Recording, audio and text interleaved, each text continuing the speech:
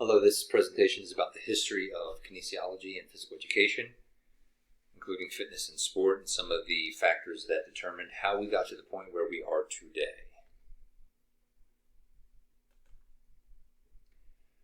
So as we look at kinesiology, can you find your purpose within this field or go be awesome somewhere else?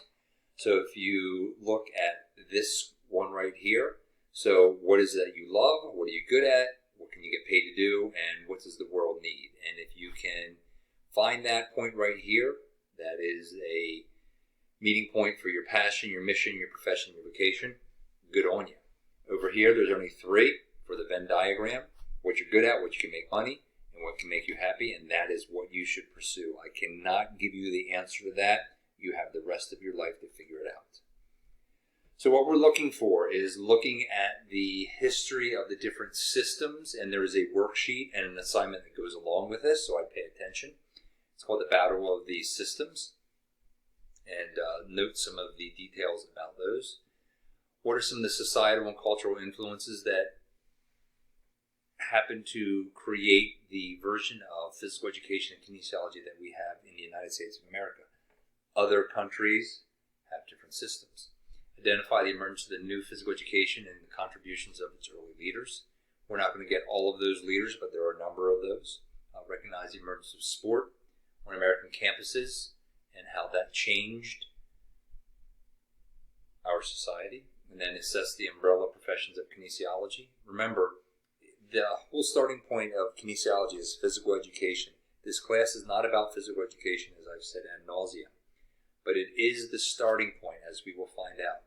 And then look at the different influences compared from the 1800s to the 1900s to today. And there are some changes, whether they're good, bad, or indifferent, not for me to say, but they are different. So physical activity, as Gray Cook would say, one of the reasons why we move so poorly is because we don't have to find our own food. If you look for most of recorded history for humanity, we had to spend a significant portion of time finding food or preparing food for the colder months when there was no harvesting to be done to stay alive.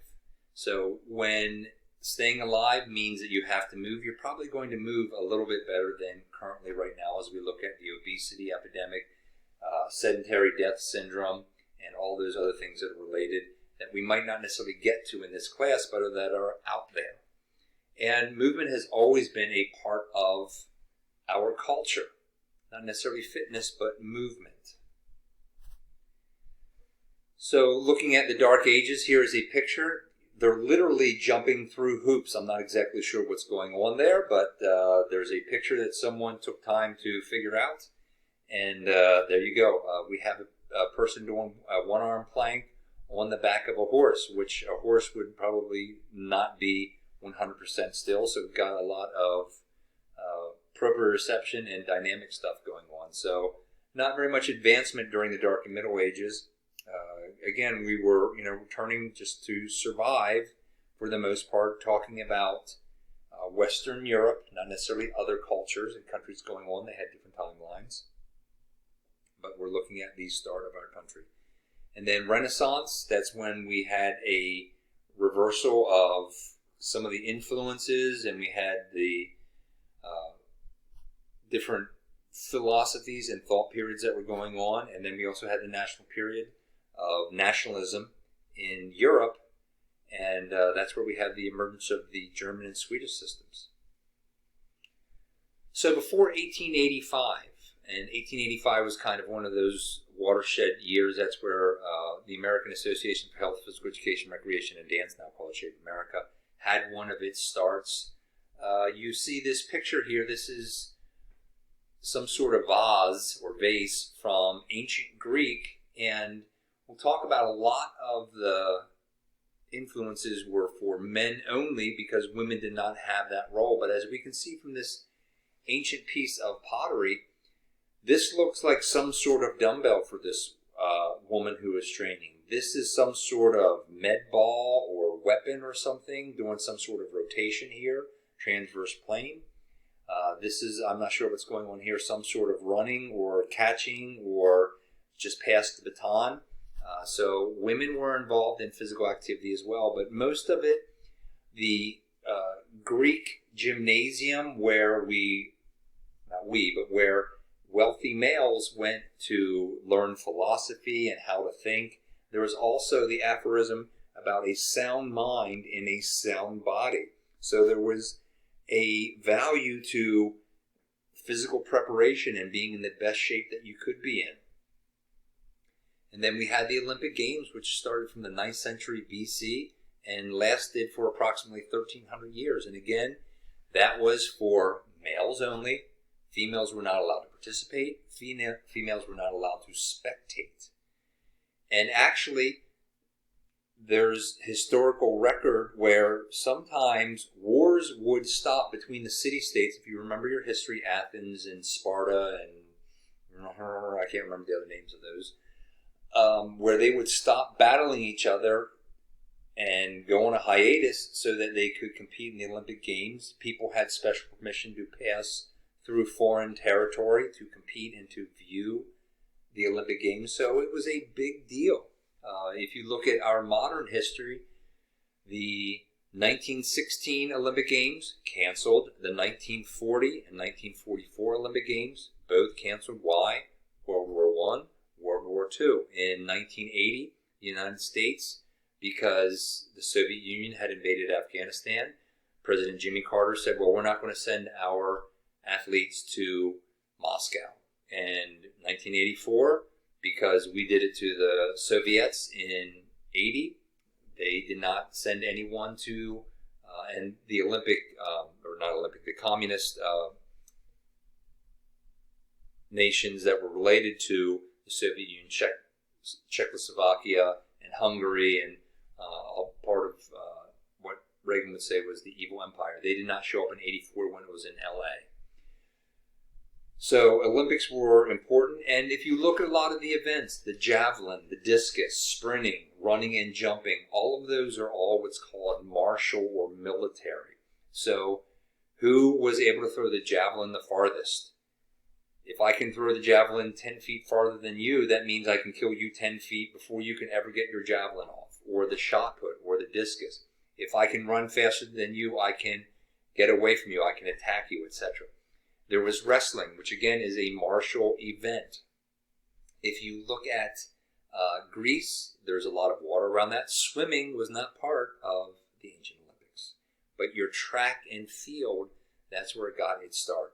Most of the rest of the world calls that athletics, not track and field.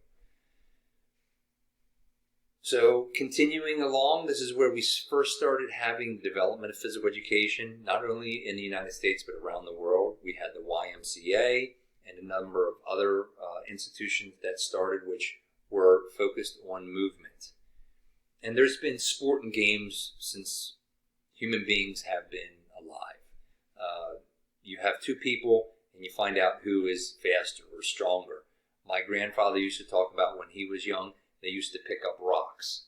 And there's all kinds of ancient cultures. If you check out the webpage, where cultures, the Viking culture, if you could lift certain stones, you got paid a higher percent if you survived the trip that you went on, pillaging other countries. In 1791, the first public swimming pool was built in Philadelphia. In 1820, the first gymnasium was built in Harvard, and we'll see some pictures, not from 1820s, because 1820 really didn't have a lot of photography.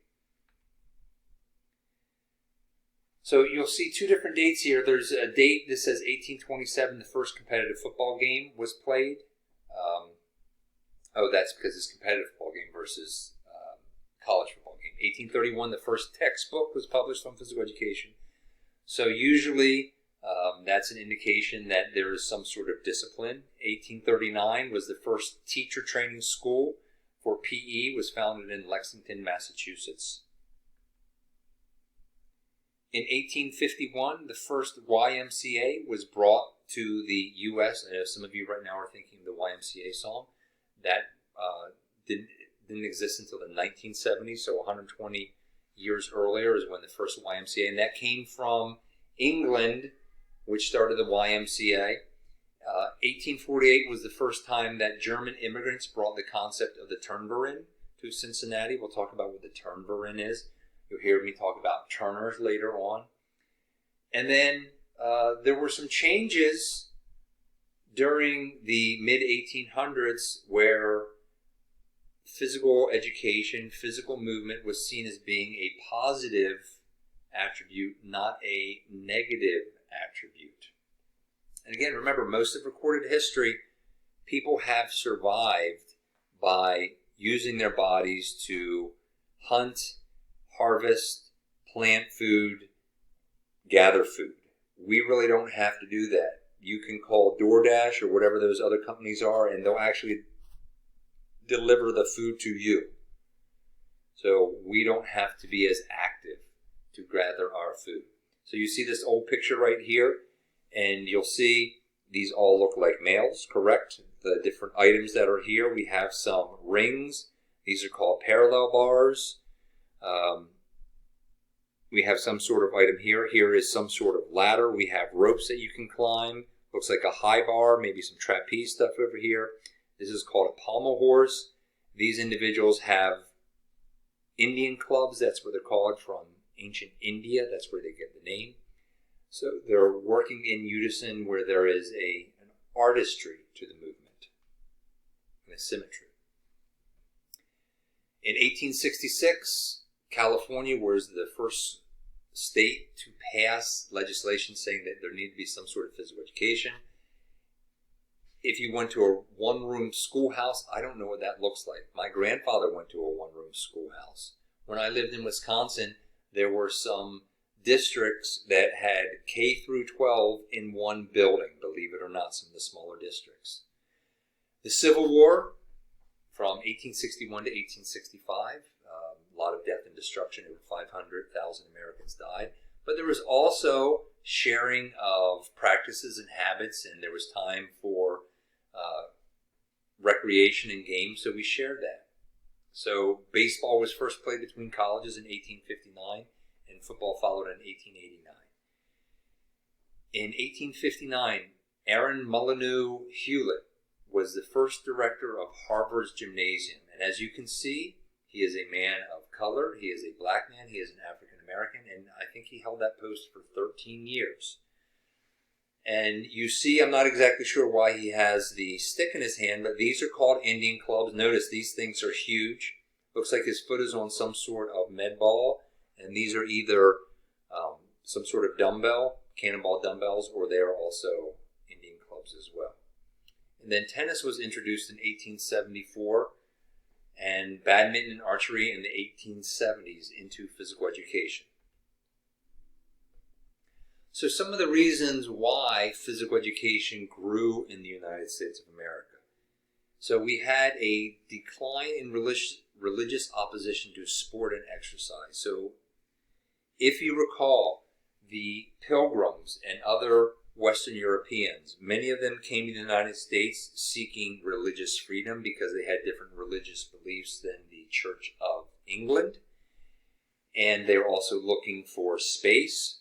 And so they were very strict in their religious views. And if you weren't working to feed yourself or to take care of your family, then you should be doing some sort of religious behavior, going to church, worshiping, whatever that is. And at some point along the line, the view shifted from, listen, if I work my body, that is a form of quote-unquote worship. If it's manly, then I am developing the created from the creator, and that's where you get the term of muscular Christianity. Remember, in 1844, in one of the previous slides, the YMCA, besides a song, stands for Young Man's Christian Association. And that's where men would go, and they would be physically active. It was a place to also stay and live.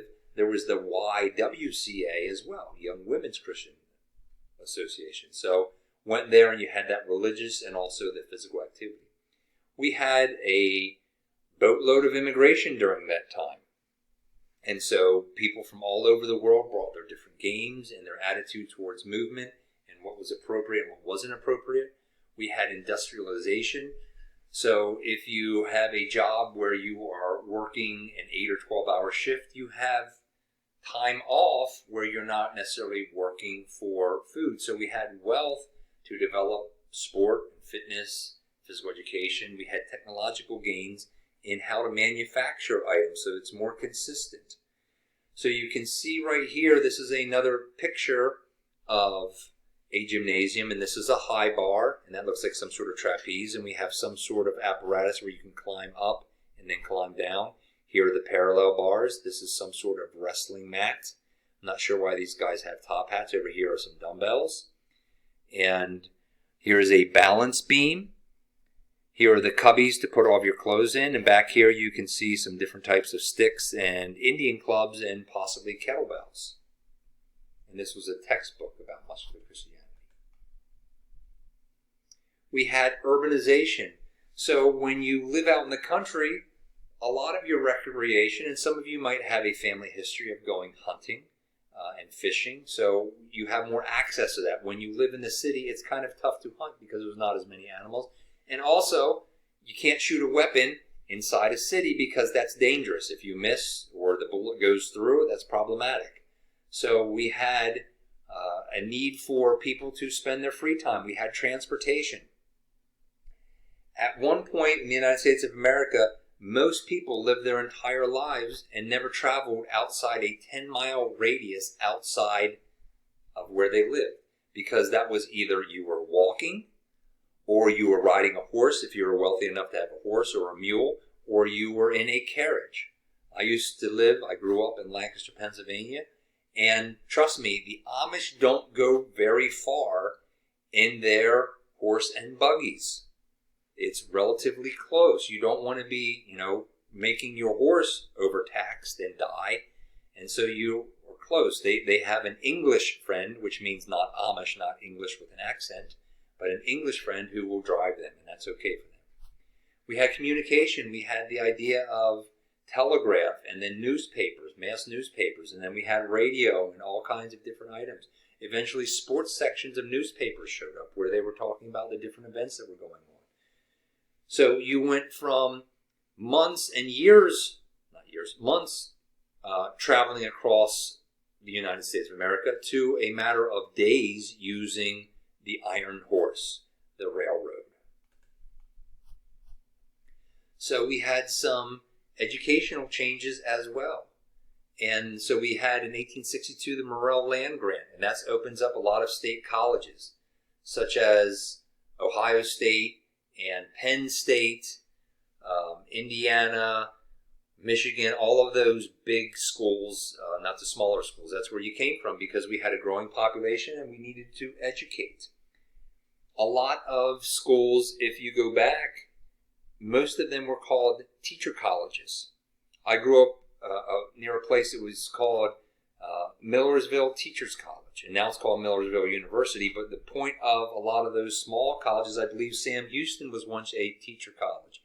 The purpose of college was to make teachers to teach the kids. And now there were other majors as well, but that was the main point, was to have teachers, and a lot of those colleges still have education programs today. Sam Houston, I know, has a physical education, teacher education. The intellectual culture and climate changed, where we had Darwin and Freud and Rousseau and a number of other people who started to change the way we thought. Now, again, in the Renaissance and after that, there were great thinkers as well. But we changed that. So all of those had an impact on physical education, our society, which moved forward. So thinking about all those different impacts in the United States and elsewhere, we had the gymnastic systems arrive.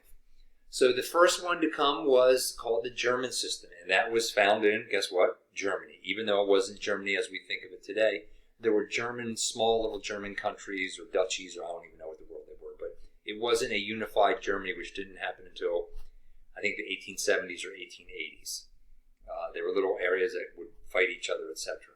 So it was brought to the United States by a guy named Friedrich Ludwig Jahn, and we'll see what his picture looked like. And so What Jan did, this was in the early 1800s, he was watching a bunch of German youth, or Prussian or Bavarian, I don't know what flavor of German they were, and he was like, wow, those kids are in really terrible shape. We're going to get our collective tail ends kicked by France or Russia or whoever the power was at that time.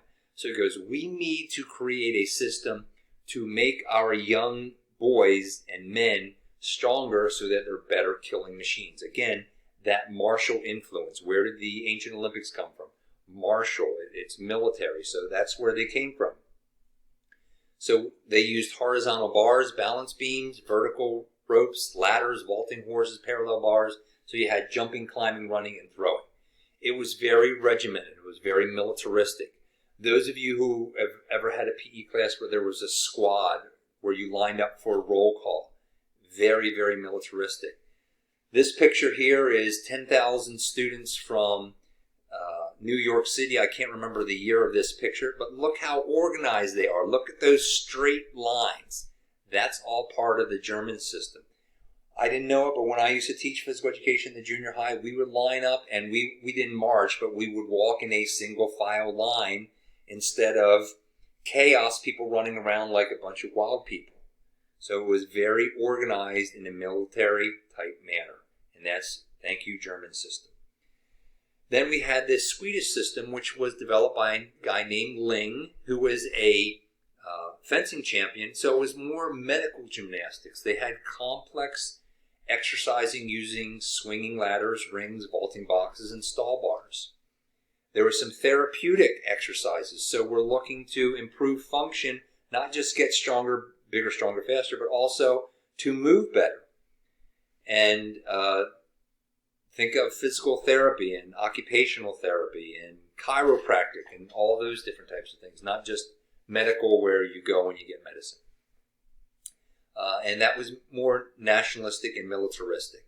And it was brought to the U.S. by a guy named Nissen, who there is gymnastics equipment to this day called Nissen Gymnastics. And again, we have gymnastics equipment here and up here, even though it's not like what we think of gymnastics with the Olympics and gymnastics teams and gymnasts and everything else. Here is a display of some sort. Notice they're building a 3-level pyramid, which they took away in the 1970s in PE class.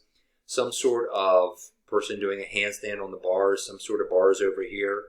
And these are just the regular old people coming and viewing that. The Beecher system was for females only. So German and Swedish system, men only. The Beecher system is for women only. And so women were a part of it as we get moving through here. And these were to be less manly types of experiences. More quote-unquote female. We're looking for grace and beauty. We don't want to work too hard, and we'll find out why that is, because that might be harmful to females. And you can see right here, this is an early basketball game, and notice the net here, or this is netball, doesn't have a way of letting it go through. Ladies, how comfortable do you think you are going to be wearing that? No jumping, and in women's basketball, initially there were 6 players instead of 5 because they didn't want, whoever they are, they didn't want the women to work as hard, so they had an extra player. There was a guy named Dio Lewis, and so he now adds musical accompaniment. So how many of you have ever taken a class, a PE class, where there's music playing, whether it's a dance or just to kind of distract? So they used beanbags, wands, dumbbells, clubs, hand rings to create movement that was graceful and flowing. None of these are nationalistic and militaristic. So look at this old picture here of a gym. We have rings, parallel bars, these ladders down here, ladders over here. Here's a pommel horse. Looks like there's some sort of equipment real deep back in here and some open space for doing floor types of exercises. Here's what some of the different individuals look like. So this is what Friedrich Ludwig Jahn looks like. Per Henrik Ling. This is Catherine Beecher. We don't have a picture for Dio Lewis. Here's Edward Hitchcock. And then here's Dudley Sargent. So the last two, Hitchcock. So he had a scientific approach to it. He did anthropomorphic measurements. We used to call that somatotyping. And so there's three different body types. Mesomorph, which is wide shoulders, narrow hips, very muscular type of build. Ectomorph, which is thin, think of your distance runner. And then we had endomorph, which is more of a round shape. And so they also try to attribute different personalities. So they said that a mesomorph was going to be a good leader. An ectomorph was going to be academic, a book reader with glasses on because they're thin. And then an endomorph was going to be happy and cheerful. And as we know, we all know people of different shapes and sizes that are happy and cheerful, that are good students, and that are good leaders. Not everyone who is muscular necessarily makes a good leader. So you can see some of these different items that were used. And look, we have an addition of sports and games. And then the last one is the Sargent system. So it was developed by Dudley Sargent. There was pre-testing, measurement of your arms and your legs and everything else. You can see some of these different measurements. And then prescribed exercises from the different items. We used calisthenics. There were specialized machines that were invented. And so those different systems battled for a while. So in 1885, we had the Association and the Advancement of Physical Education, William G. Anderson. A lot of these early PE people were also trained as medical doctors, and they were in departments. There was no such thing as physical education. It was called hygiene. And then Delphine Hanna at Oberlin College, she is the first one to develop a physical education teacher prep program.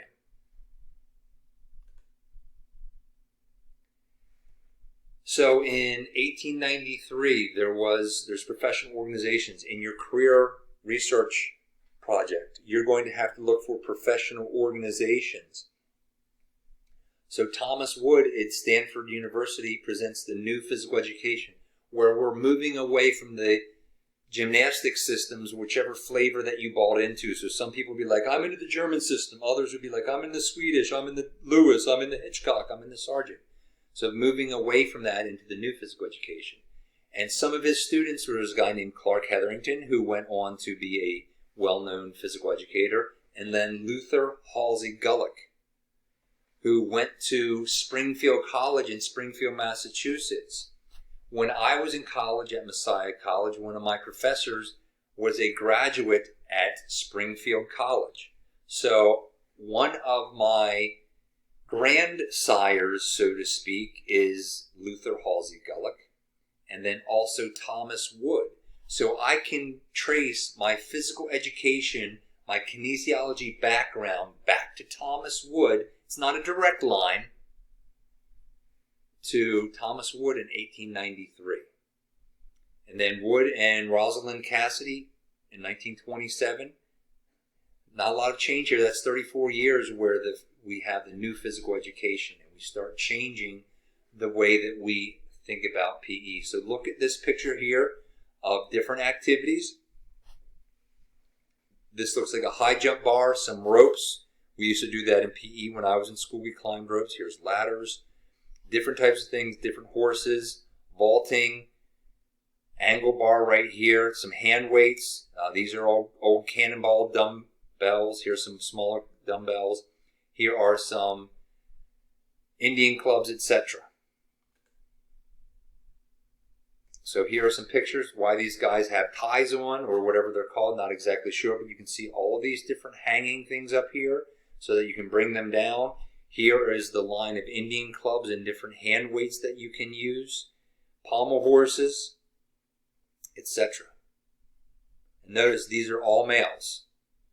In this picture we have both males and females. So this is called a pommel horse, which is a men's gymnastic event. This guy here is doing a plank on these lower parallel bars. Notice his chin is up. This looks like some sort of mat. Here are these different climbing ladders. This is like a jungle gym. These ladies are hanging. So we have ladies and men. She's hanging right over here. We have ropes and a number of different items that are attached to the ceiling. These are balance beams right over here. This guy, I have no idea what in the world he's doing, but the other guy's doing like a strange looking plank on his ankles, and this guy's coming up to do a sit-up. I don't know.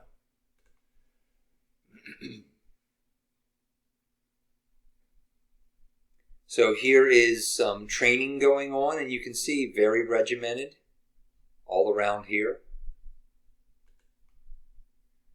Here's another picture from some sort of book where they were doing a variety of different physical tests, and this is, again, the different systems with balance, and here's some hand weights, swinging type things, climbing, all over the place. Notice not a lot of safety equipment down there. They're much tougher back then. So here is some soldier training, and they're building a human pyramid so that people can climb up over that. They still do that in the military today with a weapon in hand. Probably not a good idea if it's loaded. These are literally horses that they are doing. So in terms of physical education, again, what happens in the United States is sort of unique compared to other countries. We have a combination of sport and PE. A lot of times they are housed in the same department, or they were at one point. So we have a lot of different cultures that are bringing different items here. We had rounders, which is similar to baseball. We have what most of the world calls football. We call that soccer. And we have a football that you use a egg-looking thing with your hand. Okay. Yeah, there's punting and kicking. Yeah, I know. Okay. So there's the new physical education, and it was a change of curriculum and a different philosophy. So that kind of ended the thoughts on the gymnastics system. So we started having an umbrella profession where we added health, we had recreation, we have YMCA, we have dance. In 1924, we get the first doctoral programs for graduate level work. This is AFER, the American Association for Health, Physical Education, Recreation, and Dance, aka the American Kinesiology Association. There were other ones as well. So after World War I, remember that book was written in 1934, The New Physical Education, we started having greater recognition of sports heroes in various activities. Emergence of ethnic diversity in athletics, where some of the color and ethnic barriers had changed. We have the different goals for PE. So we have objectives. We have organic, which is our health. We have psychomotor, which is thinking about movement. We have character. We have intellectual. And then eventually, when I was in school, we had affective, psychomotor, and cognitive. So how does this affect your behavior? How does this affect your movement? And how is your thinking changed with that? And if you think back, most of you have heard positive stories about participation in physical education in sport, how it develops character, right? And they say different people who have great, character, leadership, sacrifice, all of those things, commitment, discipline, etc. All those things are awesome. But how many times do you hear about athletes, college and high school and professional, that might not necessarily have good character traits, right? So it can build good character traits, and it can also build not so nice character traits. So it depends on the individual and what the influence is. Nowadays, we have dispositions, knowledge, and skills performance. So these four changed to this. When I was in college, I had to write objectives for all of my lessons on these three.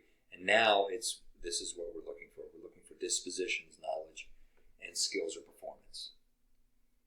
And so the concept of education through the physical. So we're learning by being physically active. So many people think about physical education. Again, this class is not about physical education. Somehow we shut off our brain when we're in PE. If you shut off your brain, you die because your heart stops beating and you stop breathing. So you need to continue using your brain for movement. You have to think about it. And there's a lot of research that actually shows that physical activity before math and sciences actually improves performance. So we had research-based curriculum. Now that we start getting the academic disciplines, we start doing research and say this is the best form, evidence-based practice, which we'll talk about. And if you see this, which is kind of hard to say, it says 97 or 91%, I think it's 97%, of turners found fit for service. So this is World War II. So people who participated in the Turnverein, the German system, which was still floating around in the 1930s and 1940s, the people that participated, 97% of those men were able to pass the physical when they were drafted. And actually, when I lived in South Bend and taught at Bethel, there was a place in Mishawaka called the Turners, which is, that was what they were called. So it says Turners here, that's Turnverein, which is German. I don't know what it means, but that's what they called the gymnastic system, the Turnverein. So we keep on developing. In the 1950s, after World War II, we had the Krauss-Weber test, which happened in 1954, and we'll talk about the results there and what happened. And as you can see, 57.9% of American kids failed, only 8.7%. This is the middle of the Cold War. If you don't know what that is, please learn a little bit of history. But the fear was that the United States was going to be falling behind. We found out in World War I, World War II, Korea, Vietnam, that our males kept on declining in their physical capabilities. And if you look at the one, I think it's an Ed Thomas slide from the Perform Better 2012, look at some of those military recruits. It's kind of scary. And JFK talked about the soft American. JFK was a president, started in 1960. He fought in World War II. He was a relatively young guy, so we'll see a little bit of him coming up here. So the Krauss-Weber test, I repeated one of these, I didn't fix it, but there were just 6 different tests, and this is what you did. And you can see as they go through here, and so it wasn't a lot of movement, a lot of flexibility, and we did not do very well for this. This is not going to be, you're not going to have to recall this for the exam.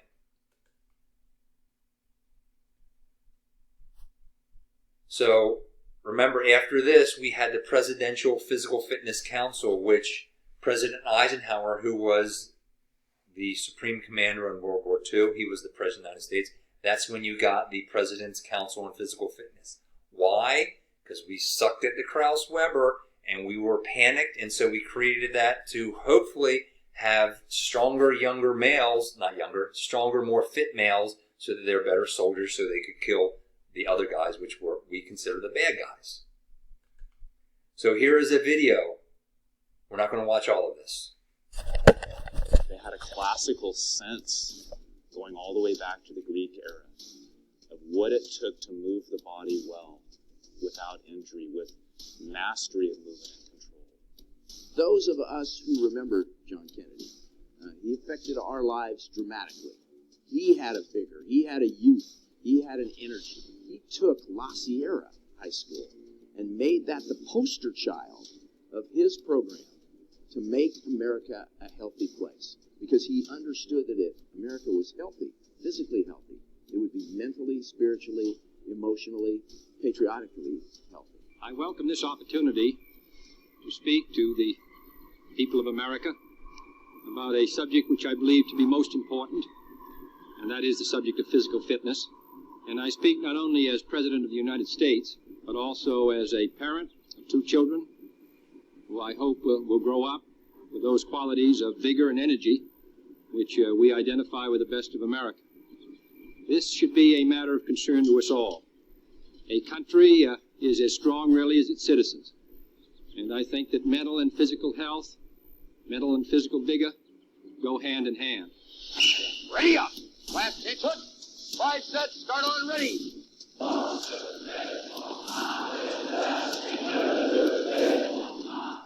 I hope that we will not find a day in the United States when all of us are spectators, except for a few who are out on the field. I hope all Americans will be on the field. This is a subject which should be of interest to us all. It is possible for young men to achieve difficult physical feats if they're motivated in the right direction. And I hope when we have seen the astonishing results which we have seen, where we've been able in the short space of 2 and 3 months to change the physical habits and strength of our children, that this will spread to every school district in the United States. All of us will participate, and in so doing we'll be better citizens and happier ones. This is a challenge for us all, children, boys and girls, college students, mothers and fathers, and all of us, I think, should welcome it. I hope all of you will join in a great national effort to build a strong and better America through physical effort and through the contributions we can make by the drive and force we bring to our daily lives. Thank you. We were given a gift 50 years. So you can see what the program looked like in 1962 in La Sierra. And if you notice the boys in that presentation, they had different color shirts, shorts on. I don't know why they didn't have their shirts on, but that's another story. But a lot of those things that they were doing are considered verboten or forbidden in physical education nowadays. But you can see how things have changed. A lot of those guys are fairly strapped, right? I mean, they're lean and they're strong. And some of those were the best of the best in that system, but I don't think that would fly necessarily. We're going to watch another part of the same thing for the girls. But as we continue in the 50s and 60s, the first scientific study of kinesiology happened in the early 1900s, where they started doing some fitness testing, metabolic testing. Sports psychology, which came out of psychology in the 1890s. The Yerkes-Dodson inverted U is 1908, which is as your level of arousal goes up, your performance goes up to a certain point. And then after that, your performance starts to decline. So that's over 112 years old. So we've known about a lot of these different items. We don't have the technology. These individuals right here, this is called a max VO2 test. I don't know why the guy's wearing a helmet, but I guess they're trying to represent that. But this is a metabolic heart, an old one, and he's on a treadmill, and so they're max testing him to figure that out. So they pinched off his nose, and he's just breathing through that mouth, or that respirator right there, and they're measuring it. And the guy has an actual lab coat on. That's an exercise physiologist of some sort. So that's high tech, finding out what your cardiovascular capacity is. This is Dr. Kenneth Cooper, who coined the term aerobics.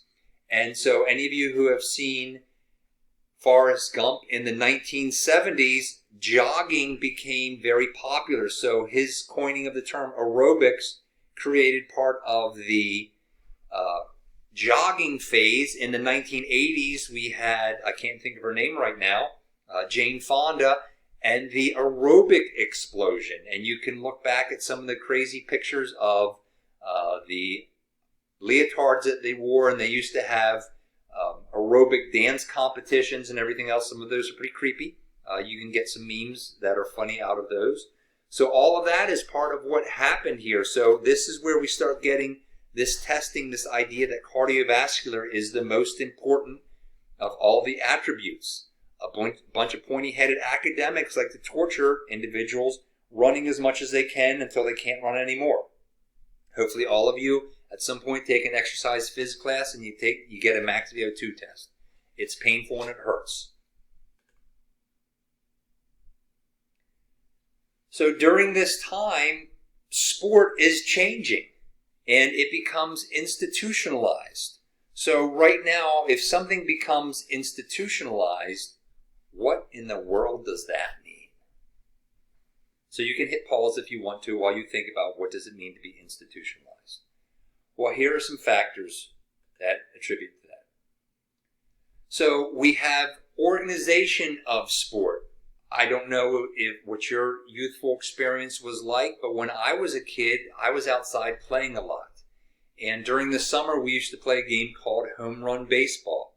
So the park across the street from where I lived, some of my friends, we would go over there and we would play opposite second base was home, and home plate was second base. And if we didn't have enough people, then opposite field was closed. So if you hit the ball over there, it was a foul ball. So that is, adopting. If you ever played football and you had an all-time quarterback or all-time rusher or all-time whatever that is, so you had those restrictions. You might have had to count the different Mississippi before you could rush in. All of those things are what we did. You had one blitz every 4 downs. So you just had to yell blitz and you could run across the line because we didn't have offensive linemen. Baseball becomes the first national organized sport. The rules were first written in 1834, I think supposedly by a guy named Abner Doubleday. Women were involved with sport expansion from the beginning, so they were doing archery and tennis and badminton, less exertional types of activities. In the 1800s, sports become a part of campus life. And so we started getting standardized rules, what fair play looked like. We had referees, etc. If you look, President Theodore Roosevelt in the early 1900s, I forget how many men died playing football, and he said, listen, we either come up with rules or we stop playing that game. We were going to ban that. But that was the kind of guy that Teddy Roosevelt was. He was a progressive. And so you had to be a college student to participate on the college team. You had academic standards to apply. You had started having championships. You had athletic conferences, etc. They started keeping records. And then you have traditions and rituals. So if you're a big sports fan in terms of college, think about the different college rituals that happen. In the, you have tailgating at football games and different items that you do as part of that.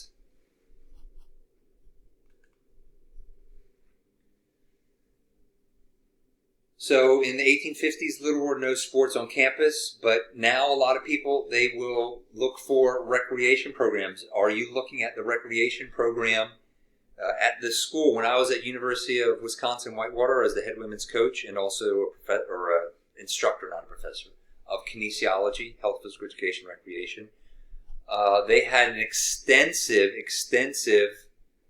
recreation program where they actually had full-time employees. They had fields specifically dedicated to recreation. They had football fields, soccer fields, and baseball and softball diamonds.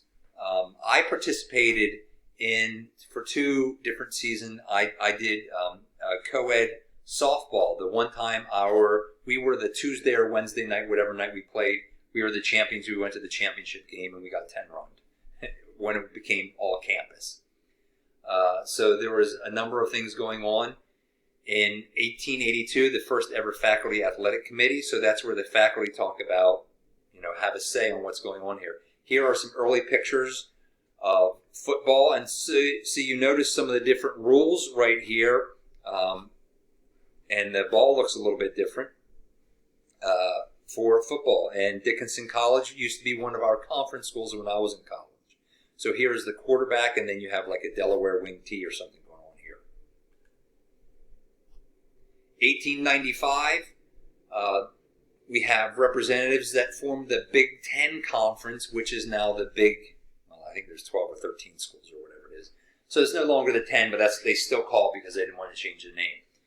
In 1917, women are involved in athletics.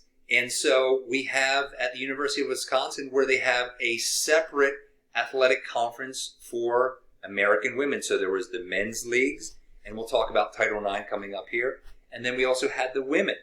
And on the you can click on this. There's a link to that in the webpage and find out about the evils of competition. So she wasn't necessarily competitive. It was more of a social gathering, get together, share ideas. I don't know, whatever it was for athletics. Here you see archery, which is not as competitive as, say, in-your-face sports. So we're going to start watching this, and I think I'm going to move to about the 8th minute. You should be able to find this on D2F.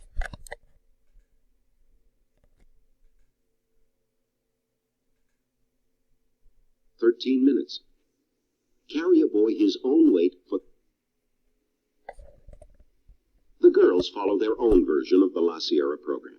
The workouts aren't so fast-paced or so demanding of strength and stamina, but the objectives are essentially the same. The schedule is a careful mix of activities designed to improve muscle tone, develop cardiovascular endurance, and promote flexibility and agility. Physical conditioning still is considered a prerequisite to success in sports, and indeed in life itself. At the same time, there is more emphasis on activities designed to develop physical grace, poise, economy of movement, and other qualities that help to make girls and women more attractive. Like the boys, the girls also spend a substantial share of their time learning and practicing the basic skills of various sports. There are at least two good reasons for this. First, persons who are proficient in one or more of the participant sports are much more likely to remain active and fit as adults. Second, sports skills also can be social skills. Individuals who are adept at swimming,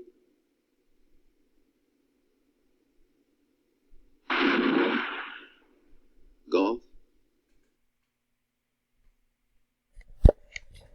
Before anyone gets upset, that was a video from the 1960s.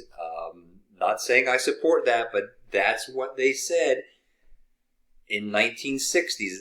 I know you think that seems like forever ago. That was only 60 years ago. So think about how much the concept of females being physically active from the 1960s to today, how much that has changed.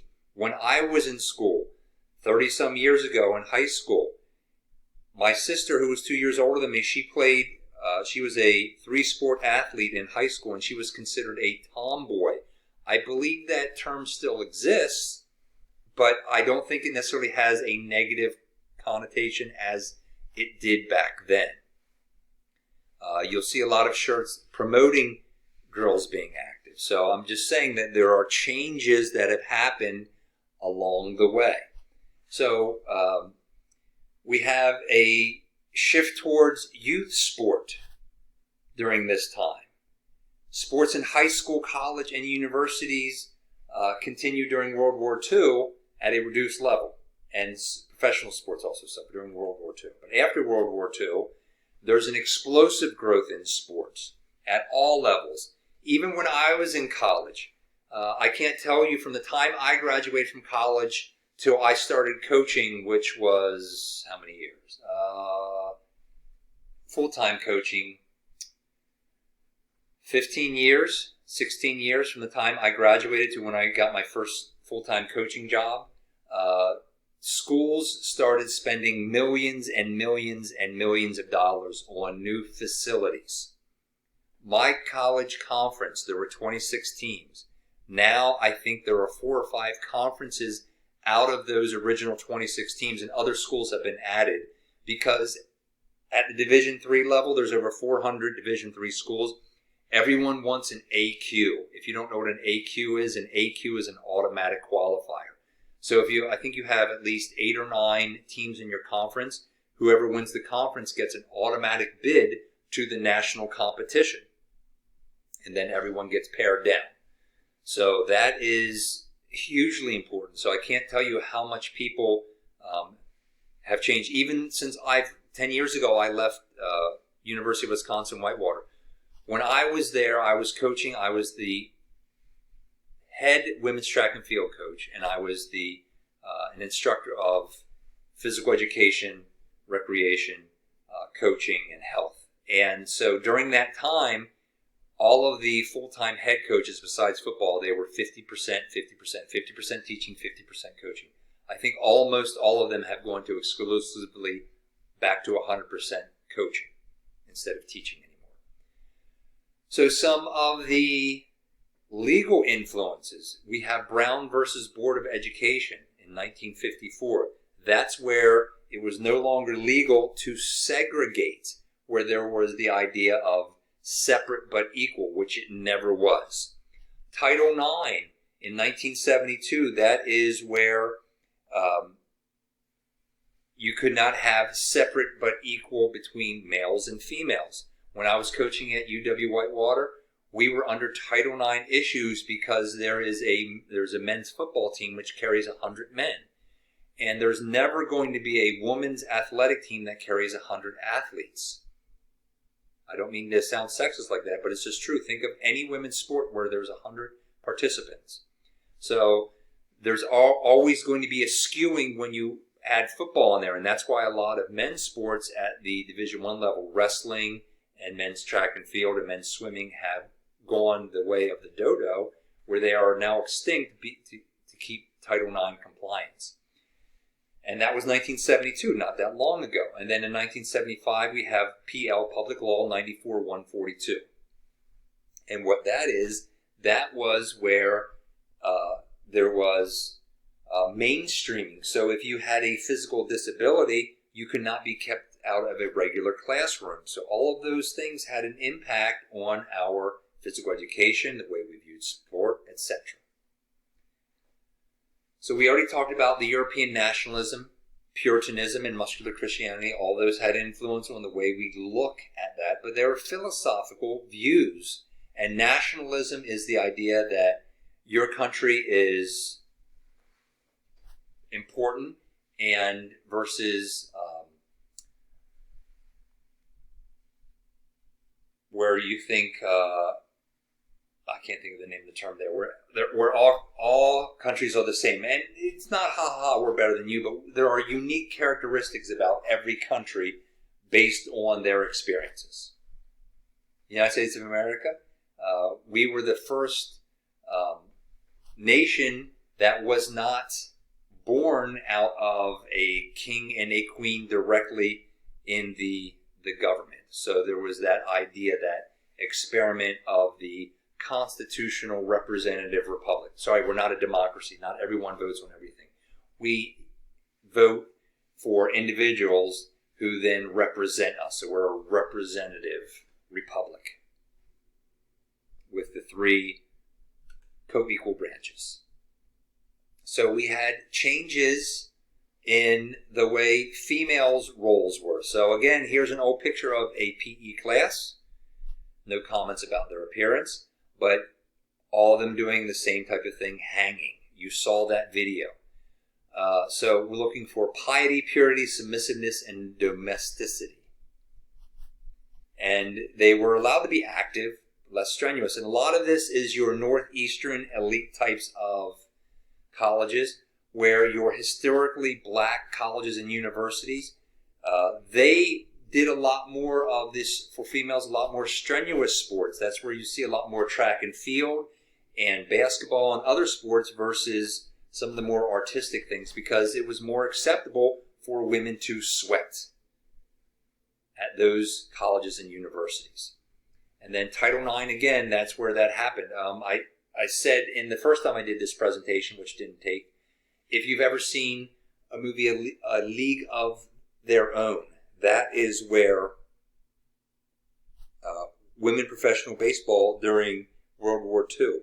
Two of the women who played in that league eventually ended up at University of Wisconsin-Whitewater, and one of them, I can't remember which of the two, was the women's athletic director for the women's conference. Now it's just the WIAC. It's combined. Before, there was a men's conference and a women's conference.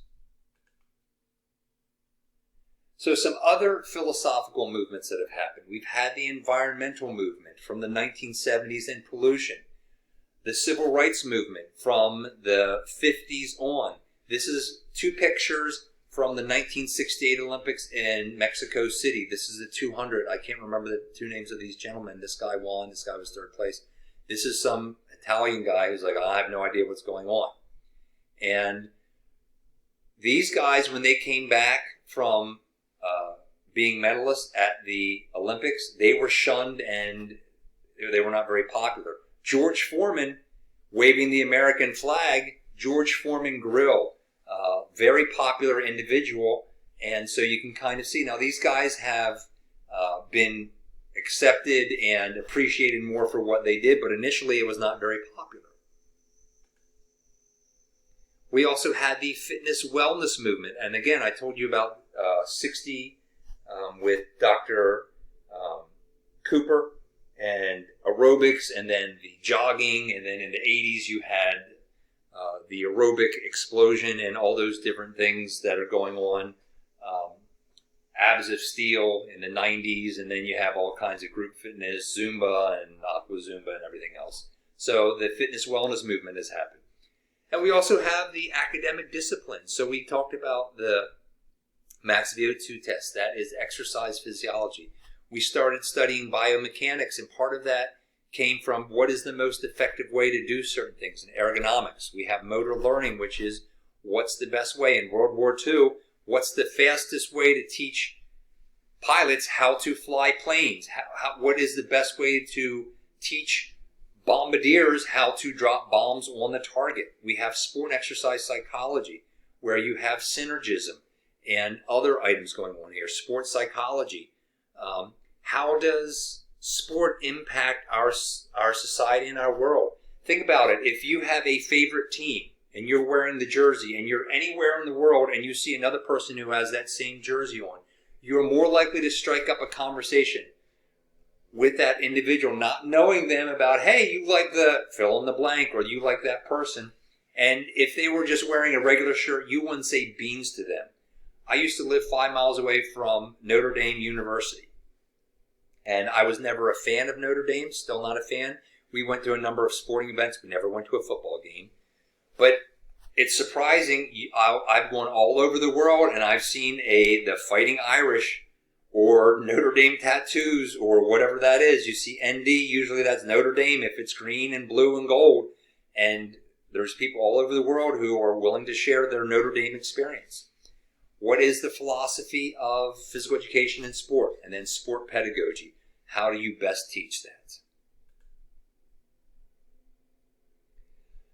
So at some point we're going to look at this article from Brousseau. Now you notice that Kinesiology Review and 7 are not italicized because in Nearpod I can't get that to italicize. But this was from 2018 and talking about the tremendous amount of growth in kinesiology at the University of Utah. And first-year students, 25% of them chose exercise science or kinesiology to get into medicine.